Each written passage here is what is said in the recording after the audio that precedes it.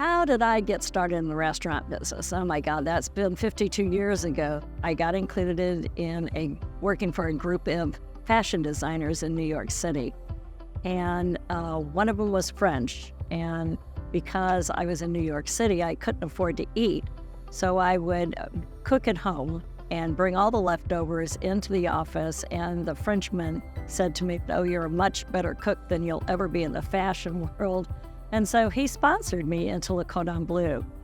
Sharon's beginning in the food service industry was not an easy one.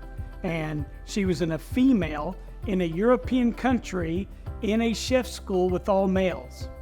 And so she did what it took to get through that school. And I think that's why she's the fierce leader she is today. She cares about people in a lot of different ways, whether it's a huge charity or she just needs to go feed people that are hungry. I don't think you do anything in life without giving back. Recently, I've been spending a lot of times with Mercy Chefs, and it's one of the greatest moments of my life is working in disaster relief, and we were giving 3 meals a day. To me, it's 3 hot meals a day.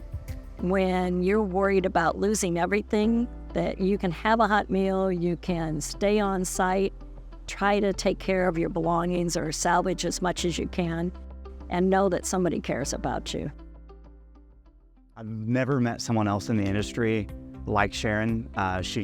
Anyone, if you say her name, they have such great respect for her, and you don't see that across the industry the way that you do with Sharon.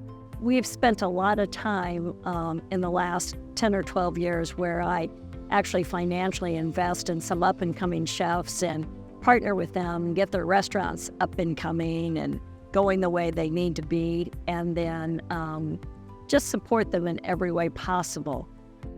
She was a guiding mentor in my early years of the association, and really kind of taught me the ropes on what it was to be a good member, provide back to our restaurant community. Food programming at the Arboretum would not be what it is without her. You can see it chokes me up to think about the impact that she's had on the garden here, and we're just one group that she's worked with, and it's like this across the industry. Sharon has done so much for not only Texas, but for the country. Her tenacity and her fierceness just makes things happen. And she is a huge servant leader for so many people in this field. I mean, that's all she does is give back to the community. Chef Sharon was one of the first people I met when I joined the TRA, and I think what I would call her is a force of nature. I think whatever it is she chooses to do, she goes all in. She loves the mission of the association and the foundation, and is always excited about what they're doing and what we're doing. And so I'm very excited that she's being inducted to the Hall of Honor. It's very much deserved. Sharon is a tough cookie. She doesn't crumble, and she's somebody I want by my side. Sharon, congratulations on this great honor.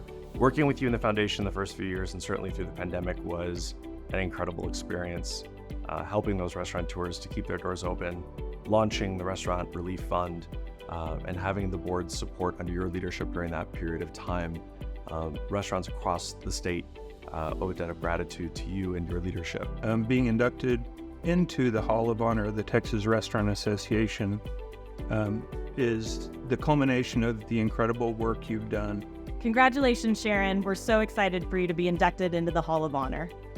I do what I do because it needs to be done.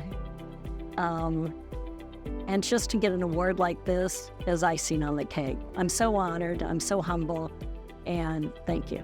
Thank you very much.